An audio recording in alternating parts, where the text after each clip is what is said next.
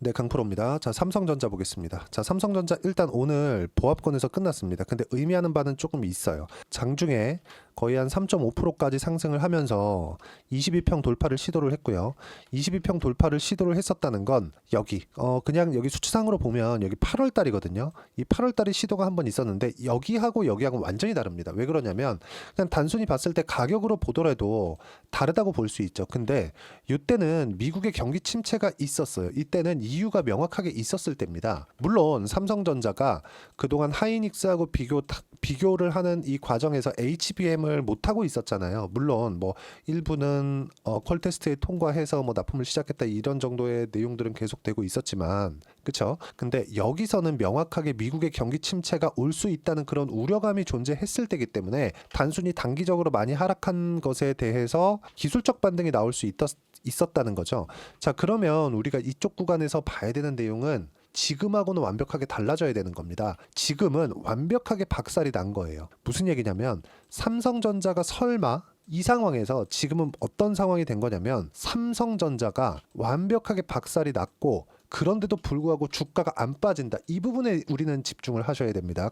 오늘 이야기를 드리려는 것도 그 부분에 대해서 이야기를 드리는 거예요. 자, 아무리 박살이 났다고 하더라도 돈은 잘 법니다. 근데 성장성에 문제가 돼서 그런 거예요. 근데 그 돈을 버는 질이 그렇게 좋지 않다는 거죠. 그리고 같은 업종 그리고 경쟁사라고 볼 수 있는 하이닉스는 사실상 주가는 좀 너무 안 올라가고 있지만 하이닉스는 좋죠. 그 부분에 대해서 우리가 직접적인 비교를 해가면서 정말 냉정하게 한번 볼게요. 과연 지금보다 더 내려갈 수 있을까? 이 부분에 대해서 한번 집중적으로 점검을 해보도록 하겠습니다. 자, 어쨌든 삼성전자를 이야기를 드리고 너무 상황이 좋지 않은 그런 부분이 있다 보니까 서론이 좀 길었는데 심플하게 딱 요점만 찝겠습니다. 삼성전자는 굉장히 상황이 어렵다. 그리고 삼성전자가 앞으로 가야 될 무언가를 감히 저 같은 사람이 판단하고자 하는 게 아닙니다. 하이닉스랑 비교했을 때 고부가가치, 부가가치가 높은 성장성을 높일 수 있는 그 사업군에서는 모두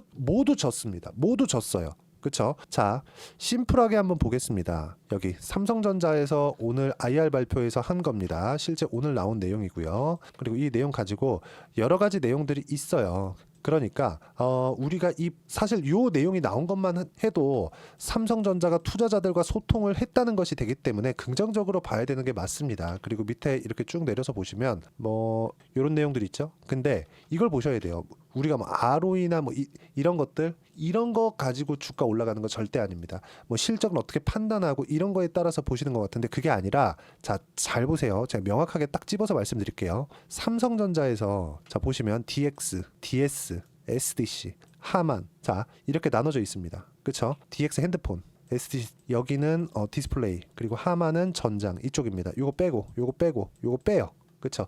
다 끼면 돈 잘 벌어요. 근데 성장성을 담보할 수 있겠느냐? 그러려면 신기술에 대한 앞선 그 무언가가 있어야 되는데 그 부분에서 완전히 진 겁니다. 그걸 어디서 나오는 걸로 보시는 거냐면 보시면 29.27 그쵸? 거의 한 30조 정도의 매출이 나왔습니다. DS 부문에서. 그쵸? 여기서 근데 이익 보세요. 어때요? DS 부문 이익 3.8조 4조가 안 되죠. 자, 그냥 심플하게 볼게요. 10% 초반대 찍혔다. 이익률이. 그럼 경쟁, 비교군이 있어야 되죠. 비교군이 어딥니까? 하이닉스잖아요. 하이닉스. 자, 하이닉스 어때요? 매출 절반, 이익 7조. 자, 어디서 까먹었는지 이야기를 드릴게요. 삼성전자에서 이렇게 매출이 나온 것에서 디테일한 내용까지도 다 발표한 내용을 다 들었는데 제가 딱 그냥 심플하게 이야기 드릴게요. 파운드리에서 2조 까먹었다. 그쵸? 파운드리에서 2조 손실. 그리고 메모리, 그러니까 순수 HBM 비중이 그렇게 크지 않아요. 삼성전자는. 근데 일반적으로 이야기하는 레거시 반도체 여기서 7조 찍었습니다. 그쵸? 7조 찍었고 그런데 이익이 3조 8천억. 그럼 7조에서 파운드리 그 2조 빼고요. 그럼 5조 남죠? 그러면 HBM으로 1조 얼마 벌었다는 거예요. 그쵸? 그럼 나머지 그래서 이 3.8조가 나온 겁니다. 그럼 우리가 여기서 한번 생각해 볼게요. 하이닉스는 레거시가 없냐? 있습니다. 근데 이익률 어때요? 그쵸? 엄청나죠? 비교가 안 되죠? 졌습니다. 삼성전자는 졌어요. 그쵸? 그리고 여기 30%대 나오잖아요. 그런데도 불구하고 지금 어때요? 하이닉스 주가 안 올라가죠. 자, 근데 이래서 나쁘다 그 이야기를 드리는 게 아닙니다. 삼성전자 한번 볼게요. 자, 내용 잘 보세요. 삼성전자가 지금 최악의 상황인 것이 맞습니다. 근데 주가 빠지나요? 안 빠지죠. 그렇죠. 오늘 22평 돌파를 했습니다. 여기서 어느 정도까지 기술적 반등이 나올 것이냐, 성장성이 언제 나올 것이냐, 이거 한참 걸려요. 근데 우리가 매매 관점에서 지금 내가 물려 있다면 어떻게 빠져나올 것이냐가 중요한 겁니다. 그렇죠? 무조건 빠져나와야 돼요. 삼성전자 뭐 지금 해가지고 손절한다, 그거 말도 안 되고.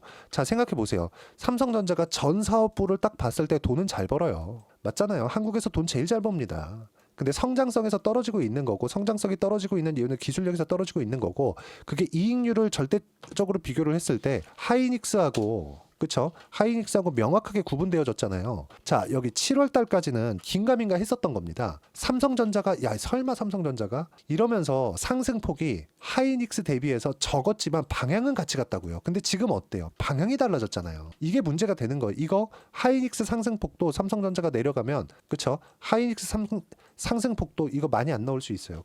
그런데 우리가 여기서 봐야 되는 게 뭐예요? 삼성전자는 이제 악재가 나왔음에도 불구하고, 그쵸? 파운드리 계속 적자 보고 있고, 메모리 반도체에서 HBM은 뭐 앞으로 무언가 뭐 좋아지겠지만 최악의 상황에 있다는 거를 시인을 했고, 메모리 사업부의 이익률은 10% 초반대고, 이런 상황이잖아요. 지금 이런 상황을 만들어내고 있는데 주가 안 빠진다. 그럼 바닥이에요. 그쵸? 여기서 손절하면 다른 데 갈 곳이 없습니다. 하나가 있긴 한데 그 바이오거든요. 근데 지금 삼성전자를 가지고 있는 분들이 이걸 팔고 바이오로 간다? 그 쉽지 않을 겁니다. 그쵸?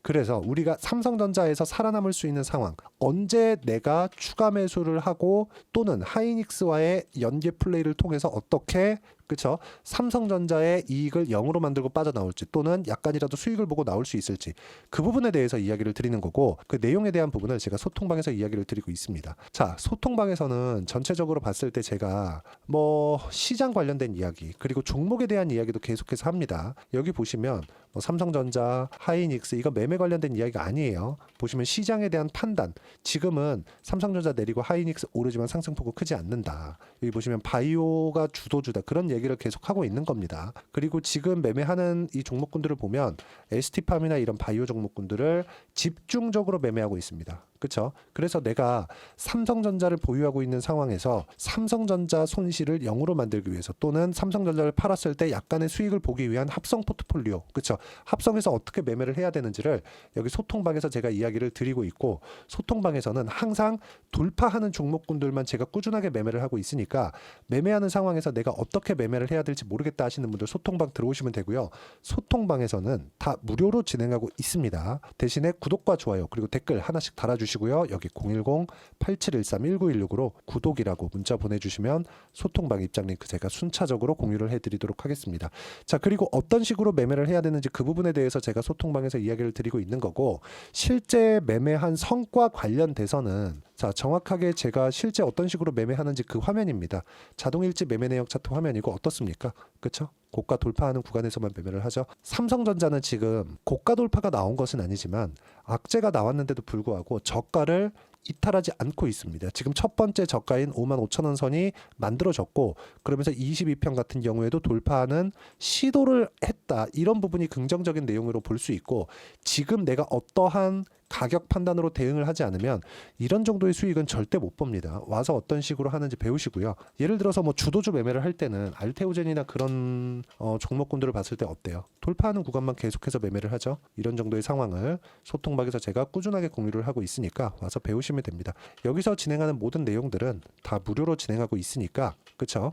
구독과 좋아요 그리고 댓글 하나씩 달아주시고, 여기 010-8713-1916으로 구독이라고 문자 보내주시면 소통방 입장 링크를 제가 순차적으로 공유를 해드리도록 하겠습니다. 자, 삼성전자를 보유하고 있으면서 정말 어려운 상황이실 겁니다. 자, 한국 시장도 너무 좋지 않고 뭐 금투세니 뭐니 내용들도 많아요. 민주당에서 금투세 발의를 했다고 하더라고요. 모르겠습니다. 이게 맞는지 틀리는지, 이런 걸 가지고 우리가 뭐라고 뭐가 맞다 판단하겠습니까? 어차피 우리는 시장을 활용해서 돈만 벌면 되는 거니까. 그러면 여기서 우리가 봐야 되는 건 철저하게 가격 기준에서 보고 나서 이야기를 해보자라는 거고, 실적은 최악의 실적이 나왔다. 여기서 더 나빠지기도 어렵습니다. 왜 그러냐면 수장이 바뀌었죠. 그렇죠. 전영현 부회장. 지금부터는 바닥 구간이라고 인지를 하고 여기서 최악의 상황에 최악의 실적을 발표를 했음에도 주가는 더 이상 빠지지 않았다는 점. 그리고 22평을 돌파했고 등락 구간이 있겠지만 이 등락 구간을 활용해서 어떤 식으로 내가 수익 구간을 만들어서 나올 것인지 그 내용을 제가 여기 소통방에서 실시간 시세를 통해서 그렇죠. 함께 공유를 해드릴 테니까 구독과 좋아요 그리고 댓글 하나씩 달아주시고요. 010-8713-1916으로 구독이라고 문자 보내주시면 소통방 입장 링크 제가 순차적으로 공유를 해드리도록 하겠습니다. 자, 많이 어려우실 텐데 지금은 삼성전자 매도할 때가 아닙니다. 최악의 상황이 나왔는데 주가 안 빠졌다는 건 바닥이라고 보셔야 되고 주가는 내려가면 내려갈수록 그리고 초대형주인 삼성전자를 볼 때는 내려가면 내려갈수록 PBR이 부각되기 마련입니다. 지금 PBR 1배 이하 수준까지 내려왔으니까 절대 매도 금지고요. 여기서 어떤 식으로 타점 잡고 매매를 해야 되는지 소통방 가서 배우시고 그리고 연말 기준에서 그리고 연초까지 어떤 종목을 매매해야 되는지 제가 딱 한 종목 그 준비를 해놨으니까 영상 끝까지 시청하시고요. 모든 분들이 성공 투자하셨으면 좋겠습니다. 자, 여전히 시장은 녹록지 못합니다. 이런 상황이 벌어지는 건 어쩔 수 없습니다. 이런 상황에서도 수익이 나는 종목들의 구조는 변하지 않습니다. 즉 대시세 종목에 대한 구조는 변하지 않는다는 거고 실제 제가 소통방에서 지속적으로 이야기를 드리고 있는 내용도 대시세 종목이나 시장 주도주를 공략하는 건 철저하게 가격 분석을 하라고 이야기를 드리고 가격 분석 이후에는 이슈에 대한 파악 그리고 이슈를 파악하고 나서는 다시 내가 얼마에 매수할지 그 타점에 대한 부분을 지속적으로 언급을 하고 있습니다. 자, 근데 생각해 보세요. 시장이 굉장히 어려웠습니다. 어려운 상황에서의 어떤 종목들이 강했냐 보면 반도체와 그리고 바이오입니다. 자, 실제 여기 보면요. HLB에 제가 실제 매매한 내용을 띄워놓고 보여드리고 있는데 1월 22일부터 매매를 시작해서 4일 동안 31%의 수익 마감이 됐고요. 그리고 여전히 신고가 종목입니다. 자, 그리고 그 다음 어보브 반도체 이름을 보시다시피 반도체 종목이죠. 그리고 AI 반도체는 지속적으로 강세를 보이고 있습니다. 이 종목도 신고가를 먼저 달성한 이후에 제가 21%의 단기간에 21%의 큰 수익을 내고 마감이 됐습니다. 다시 재공략을 준비하고 있고 이런 부분은 소통방에서 다 공유를 해드립니다. 자, 그리고 코세스. 자, 코세스 같은 종목도 당연히 그쵸 신고가 종목이고요. 그리고 반도체 종목입니다. 이 종목도 영업일 기준에서 이틀 동안 대략 한 15%의 수익 마감이 됐습니다. 내용을 한번 보시면 어떻습니까? HLB를 포함해서 뭐 30%, 20%, 뭐 15% 이런 식의 수익이 지속적으로 발생하고 있는데 이 세 종목 모두 다 신고가 종목이고 1월 달에 시장이 약세를 보이고 있는 구간에서도 강했었던 그런 종목입니다. 특징점이 하나 있는데 그 이슈에 앞서서 가격이 먼저 반영했다는 거죠. 그렇게 제가 가격을 먼저 보고 이슈에 대해서 파악하는 이유는 결과적으로는 큰 시세를 먹기 위한 사전 준비 작업입니다. 실제로 큰 시세를 먹기 위해서 사전 준비 작업을 했을 때 여기 레인보우 로보틱스 127% 그리고 ISC 98% 그리고 한미반도체 97%의 큰 수익을 내는 상황을 만들 수 있습니다. 어떤 식으로 소통방에서 진행됐는지 그쵸? 그 상황을 제가 이야기를 드린 건데 이런 상황도요 당연히 신고가를 공략했을 때 가능한 겁니다. 자, 그러면 이번에도 마찬가지입니다. 그쵸? 정부 주도의 코리아 디스카운트 해소 방안이 2월 달에 발표를 하고요. 그리고 2월 달에 발표된 내용을 토대로 주가가 움직이는 게 아니라 이미 움직인 내용이 있죠. 실제 이 내용은 크게 중요한 게 아니라는 겁니다. 실제 움직인 내용을 보면 자, 기아차입니다. 실제로 12월 달에 신고가를 만들어 놓고 정부에서 입김을 불어 넣으니까 순식간에 기아차를 포함해서 현대차 같은 거대 기업들의 주가가 2주도 채 되지 않아서 40% 정도의 큰 시세를 냅니다. 자, 그러면 우리는 어떤 종목을 봐야 될까요? 이슈를 파악해야 되는 것도 맞지만 철저하게 가격에 맞춰서 매매를 해야 되는 게 당연히 중요합니다. 정부가 주도하는 정책 방향이 있겠죠. 그 방향에 맞춰서 우리가 종목을 찾을 필요가 있다.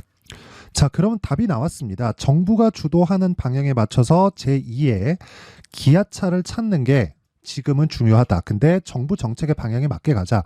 그랬을 때 앞서서 제가 보여드렸었던 내용인 여기 레인보우 로보틱스 127% 그리고 ISC 98% 그리고 한미반도체 97%와 같은 수익을 낼 수 있습니다. 물론 시간에 대한 부분은 최소 2주의 시간이 필요하고요. 그리고 최장 3개월 안에 끝내야 됩니다. 자, 기아차의 시세를 보셨던 것과 같이 2월 달에 정부 정책의 방향이 결정되고요. 바로 3월 달이면 시행입니다. 자, 그러면 우리는 거기에 맞춰서 당연히 종목을 찾아야 되고 제가 제2의 기아차를 찾아놨습니다. 제가 아까 전에 소통방에서 이야기를 드렸었던 내용 다 공개를 해드렸는데 그 내용처럼 종목만 받고 싶다 하시는 분들은요. 상단에 있는 제 전화번호로 대시세, 자, 대시세라고 문자를 보내주시면 정부 정책의 방향에 맞는 종목을 모든 분들에게 무료로 공개를 해드리도록 하겠습니다. 자, 제가 원하는 건 채널 성장이 목적입니다. 자, 그래서 구독과 좋아요 꼭 좀 부탁드리고요. 모든 분들이 정부 정책에 맞는 방향으로 매매를 이어가서 큰 수익 보셨으면 좋겠습니다.